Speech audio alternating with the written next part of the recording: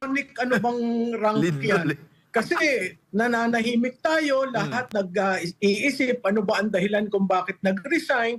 Tapos nung finally nagsalita, aba, ako nung narinig ko siguro bandang after lunch na na nagsalita daw na 3 Duterte ang tatakbo. Sabi ko, ba talaga nga naman, nung dati hirap na hirap tayong kumbinsihin yung ilan dyan, ngayon 3 ang tatakbo sa Senado. At sarap, no?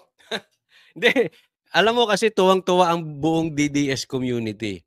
Ang tagal-tagal nating pinakikiusapan ng Duterte. Actually, doon sa meeting namin, pinapakiusapan talaga ng mga kasamahan ko, si PRRD, alam mo, may umiiyak pa ron. Totoo, hindi ko nababanggitin yung pangalan niya, baka magalit. Umiiyak siya. Sabi niya, PRRD, tatay, iiwan mo ba kami sa ganitong sitwasyon? Tumakbo ka na bilang senador. Ako naman, iniintindi ko kasi medyo may edad na talaga si PRRD. Kaya, kinukumbinsi namin ilang araw na si Baste. At ngayon, hindi lang si Baste, andyan pa si PRRD, sumama pa si Pulong. Kaya ito dapat ipagdiwang natin mga DDS, no? Pero gaya ko sabi ko kahapon sa vlog ko, napakaganda ng balita na ito. Pero mas lalong maganda yung statement ni BP Sara. This is the silent statement of BP Sara. Sisimulan niya na at ililid niya. Kasi nagsasalita na si BP Sara. At yung binitawan ni BP Sara, eto ha, saglit. Lady in Red, maraming salamat po. Blessed Wednesday, Coach Oli. Para sa akin, wala pa akong pakialam sa dynasty. As long na mga Duterte kasi alam ko na kahit papaano is gaganda ang Pilipinas. Yun ang dapat question. Yun ang dapat problema. Tama yan. Dapat ang solusyonan sa dynasty, pag palpak yung isa, bakit ka pa magda-dynasty? Pero kung maayos yung isa, abay dapat mag-dynasty. Maraming salamat, Lady in Red. Eto, tingnan nyo, ha? Ako, sinasabi ko sa inyo, huwag kayong boboto sa apelido. Dapat bumoto kayo sa resibo. Coach Oli, double standard ka rin eh. Eh bakit kayo susuportahan mo ang Duterte? Tingnan mo naman ang Duterte. On their own, mayroon silang nagagawa. Ito lang drug war ni Mayor Baste, that is a very big statement na hindi ako takot sa inyong mga adik, hindi ako takot mag-go against the wave, mag-go against sa uso. Dahil alam ko, babakbakan ako ng gobyerno. Yan ang tapang. Nilinis nila ang Davao. Hindi po yan apelyido lang. Ang apelyido lang, yung sikat yung tatay mo, yung anak, weak. Yan po walang resibo. Tingnan ninyo ang resibo ng Duterte. Punta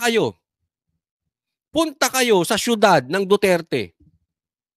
Ngayon, punta kayo sa syudad ng Marcos. Now tell me, may resibo? Punta kayo sa syudad ng Romualdez. May resibo? Kayo na makakasagot niyan. Kaya yung pagpanik ko sa Duterte, hindi lang dahil tatay nila si Tatay Digong. Tandaan nyo, hindi ganyan ang Banateros. Hindi namin sinunod si BP Sara nung sinabi niya, iboto nyo, suportahan ninyo yung presidente kong si Marcos. Hindi kami sunod lang sa apelyido. Sunod kami doon sa ginawa. Kaya hindi namin sinuportahan si Marcos. Pero ito, susuportahan namin si BP Sara. Ngayon, bakit? Kasi ang pinasusuportahan niya, may yagbols. Pinasusuportahan niya may resibo. Ang daming nagawa ni Baste, ni Pulong, higit sa lahat, ni PRRD sa bansang Pilipinas. At sa Davao. Yan ba hindi pa enough na resibo? Hindi lang yan apelyido. Tingnan mo, eto ha, walang pangaano. Tingnan mo ang difference ni Baste kay Sandro. Now, tell me about resibo.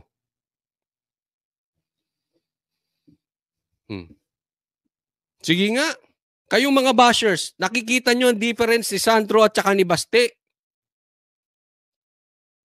Now, tell me about Dynasty.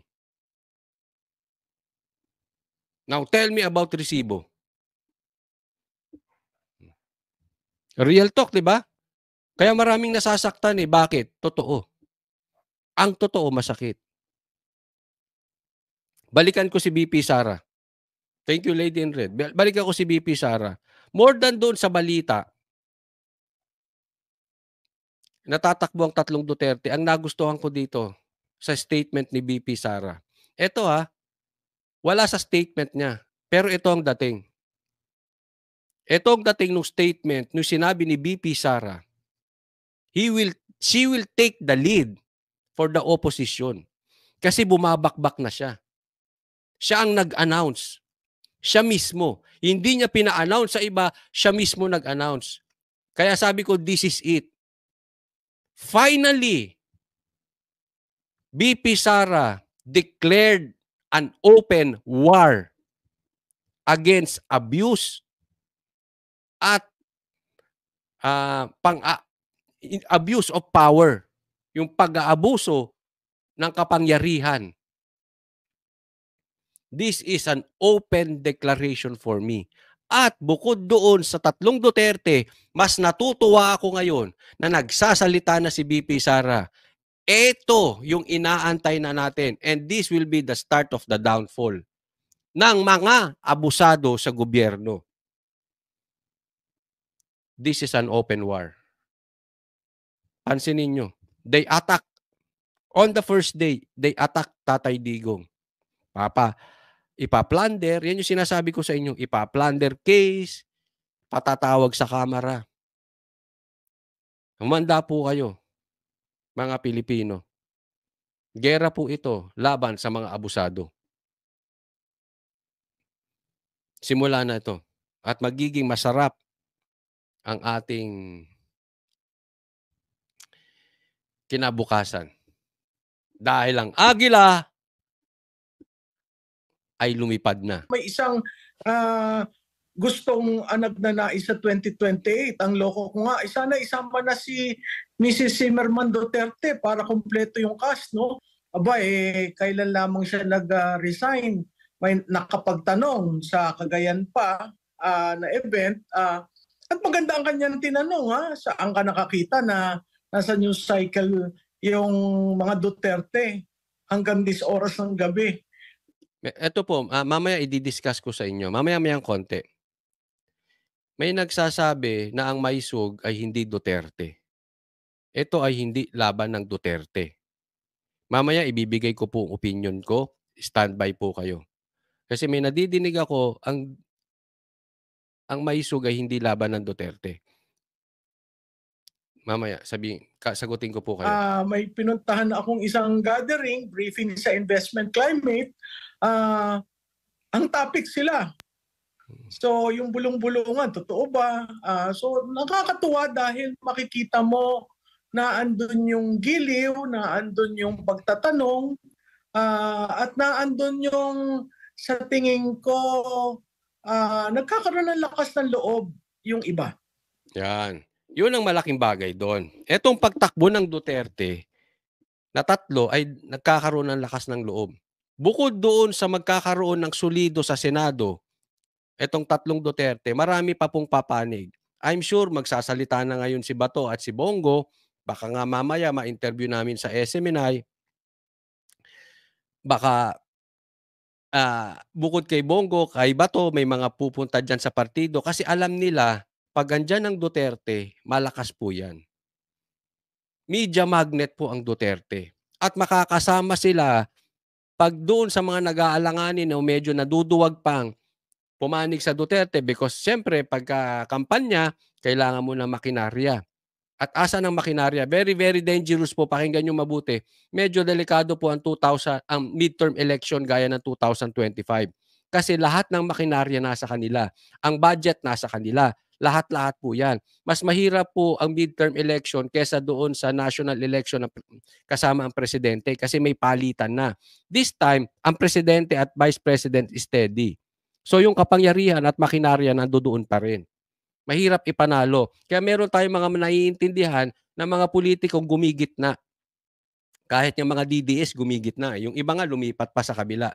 Bakit? Because of machinery at re-electionist. Yung po yun. Pero pag andyan na ang Duterte, alam nila, kaya nilang ipanalo kahit medyo mahina ang makinarya at alam natin walang pera ang mga Duterte. Kasi hindi naman mga magnanakaw ang Duterte. Pero, alam nila na si PRRD ay naipanalo ang 2016 election naging presidente ng walang pera. Why? Because Duterte, specifically PRRD, is a media magnet. Pag nagsalita ang PRRD at nagsalita ang Duterte, balita. Statement of Duterte is news. Ibig sabihin, kayang ipanalo kahit walang kurakot. Kayang ipanalo kahit walang pera. Kasi may resibo. Napatunayan na yan ni Tatay Digong. Naipanalo niya na kahit walang pera. Why? Because of social media. Because of vloggers. Because of mainstream media. Tandaan po ninyo, itong balita ni BP Sara, pinick up kahit ng mainstream media.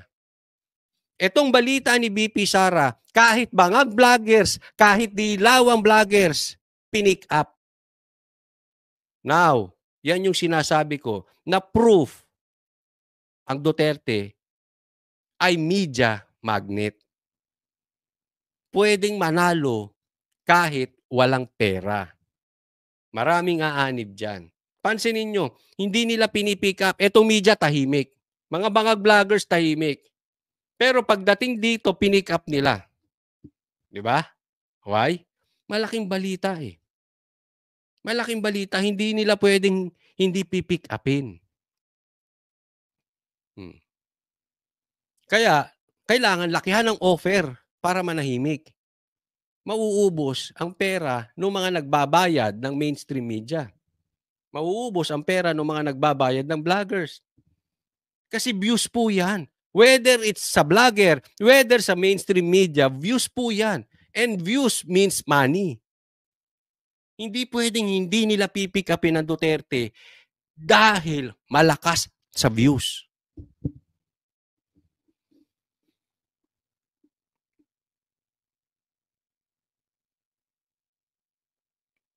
Sabi dito, with all due respect sa sinabi mo, Coach Oli, will not vote for any DDS politician na gumigit na sa ngayon. Walang paninindigan, sabi noon. Kung talagang para sa mamamayan ka, di gigit na lang, tatayo ka sa tama. Ha? Hindi ko maintindihan.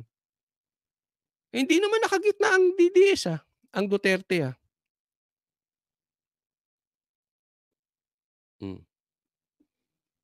Ngayon, sagutin ko po. Kasi meron po akong naririnig na ang maisog daw, itong maisog rally ay hindi laban ng Duterte. Tama naman po eh. Sa isang banda, tama po. Sa isang banda, kulang. Kulang yung statement. Bakit?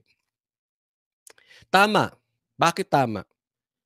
Yung maisog ay hindi po Duterte versus Marcos.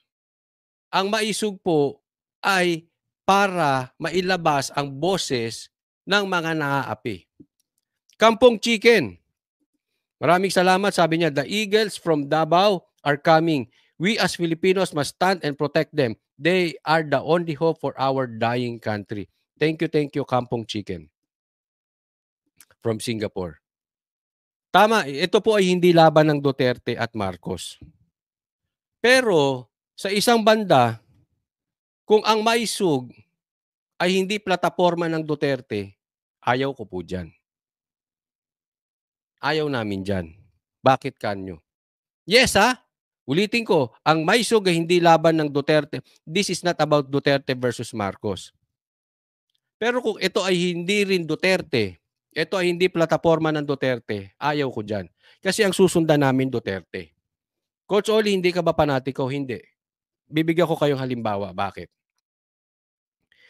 Nakaalala nyo, yun siguro yung mga kaedad ko at mas matanda pa sa akin. Galit na galit kayo kay President Marcos Sr. Nagalit kayo dahil sa daming mali ng Marcos Sr. Ito ay hindi para bastusin yung patay na ha. Sinasabi ko lang yung facts. Ang daming nagalit. This is public knowledge naman. Kaya anong ginawa ng Pilipino? Pinatalsik ang Marcos at inupo ang isang housewife. Umalis tayo dun sa mapang-api at diktador, pero lumipat tayo sa walang alam, ginamit, kinain nung nasa paligid. Yung Pilipinas na mababa, mas lalong bumaba. Anong punto? Kung hindi lang Duterte ang mangunguna, ayokong maulit yung nangyari kay Marcos. Dahil sa galit natin kay Marcos Sr., kumuha na lang tayo ng basta-basta. Lumipat tayo sa pwede na yan kaysa naman kay Marcos. Yun ang sigaw dati. Kahit sino na, wag lang si Marcos. Ano nangyari sa atin? Lumubog tayo. Carmen, Duterte pa rin ang maisog. Yes, totoo. Duterte pa rin ang maisog. Hindi ko naman sinasabing hindi. Pero kaya kami sa maisog, hindi because of maisog lang. Because of Duterte. Yan po ang punto ko. Kasi ayaw ko malipat. Kaya mag-iingat tayo ha. Kasi alam ko sa inyo, maraming galit sa Duterte. Ay, marami nang galit sa Marcos kasi sa nangyayari ngayon. Pero mag-iingat tayo kasi papasukan tayo ng peke. Papasukan tayo ng mahinang nilalang. Papasukan tayo ng weak, etc. Ayaw natin maglagay ng basta-basta na lang for the sake na ayaw kasi natin sa Marcos. Maging lesson na po ito sa atin. Nagkaloko-loko. Yung 1986 natin, dahil ang pinalit natin, weak. Tandaan nyo, pag ipinalit natin, weak leader, there will be vacuum of leadership. At lalamunin niya ng mga sekretary. Lalamunin niya ng mga gobernador, mayor, congressman, etc., etc. Anong nangyari sa atin? Nilamon. Bakit? Walang alam. Nilamon. Bakit? Weak. So wag yung, pwede na. Yan na lang kaysa kay Marcos. Hindi ako papayag sa ganun. Lalo tayong lulubog sa ganun. Kaya kung papalitan din ng Marcos, maglagay na tayo ng Duterte. Hindi po pwede. Pwede na yan. Si ganyan na. Naku, wag na. Ikalulubog natin. Kaya ito sinasabi ko, kami nandyan sa Maisog because of Duterte. Alisin mo Duterte dyan, alis kami dyan. Pero hindi ko sinasabing wala kasi even nung nagpa-meeting ang Maisog, secret meeting ang Maisog, andun si PRRD. Andun ang mga leaders ng Maisog. So, they confirmed that Maisog ay PRRD. Pero hindi para gawin itong Duterte versus Marcos. Hindi para patalsikin ang Marcos. Ito ay para marinig ang boses. But then again, I will go back to my statement. Nasa Maisog kami because of Duterte. Kung iba lang din, hindi na. Nagigets? Ngayon, hindi ko sinasabi yung mga nandoon, hindi natin hindi, susuportahan ko. Ako, gustong-gusto ko sila, Attorney Big. Kung pwede nga, si Attorney Trixie, tumakbo eh. Diba? Kaya lang, wala namang paramdam sila, Attorney Trixie. So, hindi ibig sabihin, Duterte lang. Hindi sa ganun. Ang ibig ko lang sabihin, ang leader talaga, Duterte. Pag inalis mo na yan dyan, ay wala na. Wala na, wag na lang. Wag na lang.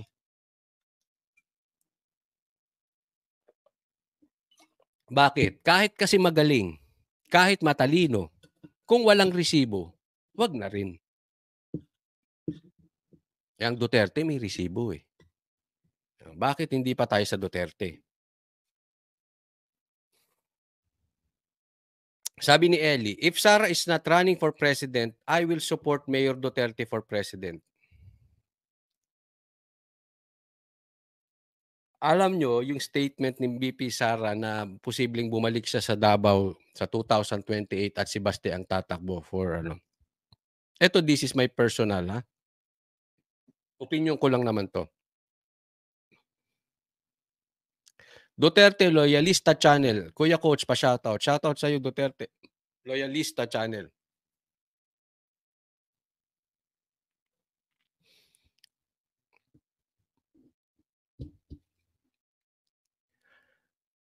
Sa aking opinyon, gusto ko 'yun. Gusto ko si Baste. Kaya nga nung sinabi ni Sara 'yun, ni VP Sara na si Mayor Baste ang tatakbo, ni-research ko agad yung edad kung pasok. Salamat, nakita ko pasok. Sakto 40 years old si Mayor Baste sa 2028. Ako gusto ko si Mayor Baste, 'no. Mas gusto ko siya kay VP Sara as president sa 2028. Hindi ibig sabihin ayaw ko si VP Sara, kasi kung tatakbo siya as president sa 2028, iboboto ko pa rin si VP Sara. Pero sa akin lang, mas gusto ko pa rin si Mayor Baste. Kung tuloy yan, masaya ako diyan. If not, okay lang. Kaya nga sabi ko sa inyo, bonus 'to, eh. Bonus 'tong nangyari sa atin. Bakit? Hinihiling natin may isang Duterte sa Senado, naging 3 pa. Tapos sa 2028 hiling natin tuluyan na ni VP Sara. Tapos posibleng si Baste pa. Eh, kahit dun kahit sino dun sa dalawang yun walang talo. Walang talo ang Pilipino diyan sa dalawang yan. Kaya magsubok na tayong magdiwang at, alam niyo ang dami ng umiiyak ngayon. Dami na nagpupulburon. Baka naglalasing na yung mga yun. Daming iyakin ngayon. Halatang-halata. Umiiyak-iyak na sila. Obvious, very obvious. Talagang threatened sila dito sa statement ni VP Sara. 'Pag talaga si VP Sara nagbigay ng statement, ang daming naduduwag. Tsaka ma'am, gaano kalaking puwersa yun? Diyanig niya na naman yung political tree eh. Totoo. OMJ, parang tectonic ano bang rank yan? Literally. Kasi nananahimik tayo, lahat nag-iisip ano ba ang dahilan kung bakit nag-resign. Tapos nung finally nagsalita, ako nung narinig ko siguro bandang after lunch na na nagsalita daw na 3 Duterte ang tatakbo. Sabi ko, talaga nga naman, nung dati hirap na hirap tayong kumbinsihin yung ilan dyan, ngayon 3 ang tatakbo sa Senado at may isang gustong nagnanais sa 2028. Ang loko ko nga, sana isama na si Mrs. Zimmerman Duterte para kumpleto yung cast, no? Magandang picture yan pag pinagsama-sama mo sila. Pero nakakatuwa dahil Yung yan, kung talagang nag-iisip ang Pilipino, payag sila diyan na maraming Duterte sa gobyerno. Hindi, kung mag-iisip ka lang, magiging patas ka lang at hindi ka panatiko ng mga Marcos, ng mga Romualdez, hindi ka bayaran, pag-iisipin mo. Kasi lahat yang 4 na yan, lahat yan may resibo. Kailangan natin ng ganyan. Anong nangyari sa atin Pilipino? Nakaalis na tayo sa mga trapo. Iniba na ni PRRD. Ngayon, balik na naman tayo na may Romualdez Rice. Yan ay mga gawain ng mga trapo. Ayaw na natin ng old politics. Ayaw na natin ng mga trapo. Ayaw na natin ng traditional politician. Nakahinga na tayo nung panahon ni PRRD, nagbalik na naman tayo ng mga nuknukan, ng mga plastic, mga ipokrito, mga trapo na mga anak mayayaman na wala namang alam. Wala namang kanyang-kanyang resibo. Kaya pag-usapan natin si Mayor Isko, no? May balita na posibleng tumakbo si Yorme Isko sa kabila. Ito'y bali-balita lang naman, no? Alam niyo si Mayor Isko may resibo. At ang dami niya nang nagawa. So kung kahit nasa kabilang partido siya, ang importante sa amin ay yung resibo. Yun naman po ang dapat tingnan eh. Sa isang banda, nung na-interview namin si Attorney Vic, ito yung sinabi niya kay Yorme Isko.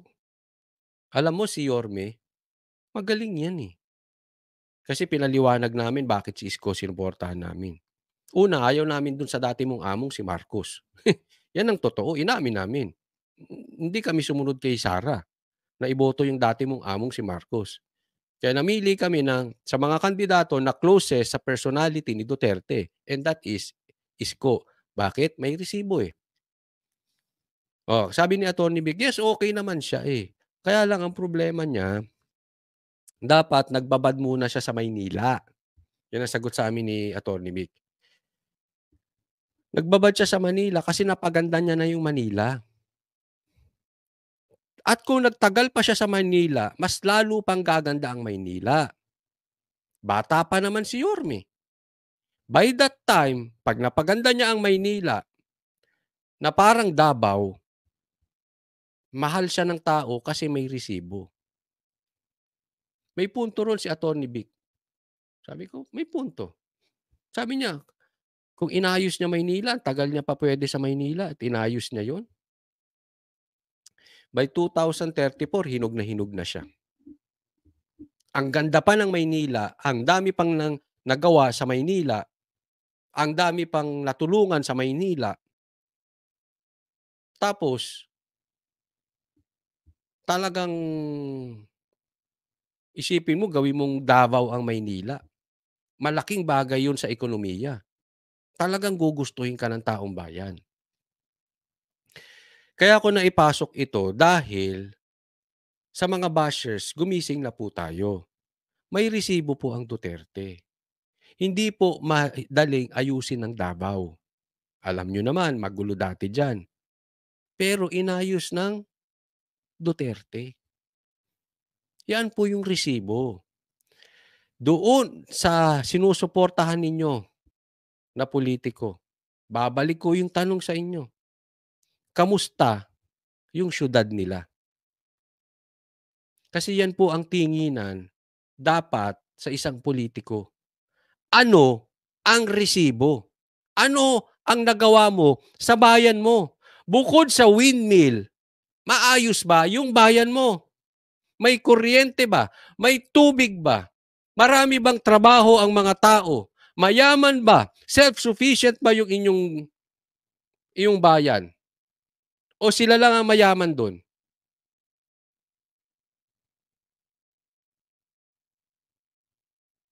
Di ba? Yan ang tingnan ninyo. Ang Duterte po, may resibo eh. Naayos nila. Kahit nung sila nakaupo, maayos yung lugar nila. Hindi yan basta apelyido. Sila may kanyang apelyido. Bakit hindi natin gamitin ang Duterte?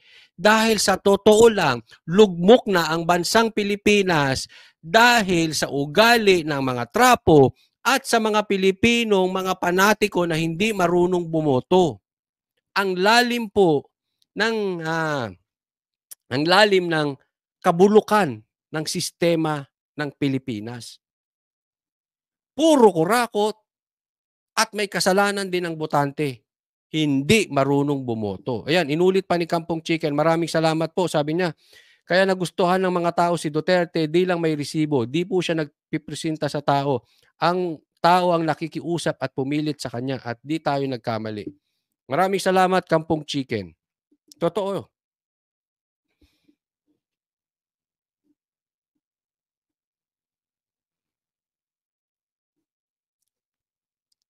So ipagpatuloy po natin, ito kasi marami nagsasabi. Ito daw ay bluff ni VP Sara at hindi naman daw tutuluyan ng Duterte.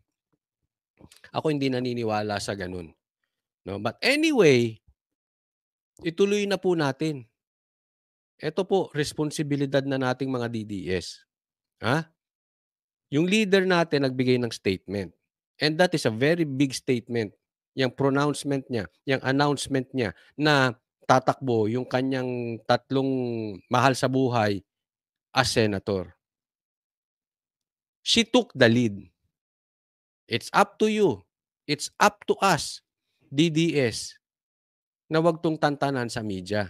Itulak natin ang itulak hanggang mag-2025 nang sa ganoon, hindi na po makaurong yung 3. Baka umurong pa eh. 'Di ba? Ay, wala naman sa likod namin yung mga DDS eh. Pero pag nakikita nila na tinutulak at tinutulak sila, hindi natin tinitigilan ng kakatulak, yang sinabi ni VP Sara magkakatotoo. Ngayon, ready ba kayo? Ready ba kayo na itulak ng itulak 'to araw-araw, itong mga Duterte? O yan, may responsibilidad tayo ha. Nasa sa atin na yan. Sundan na natin ang cue, ang leading ni VP Sara.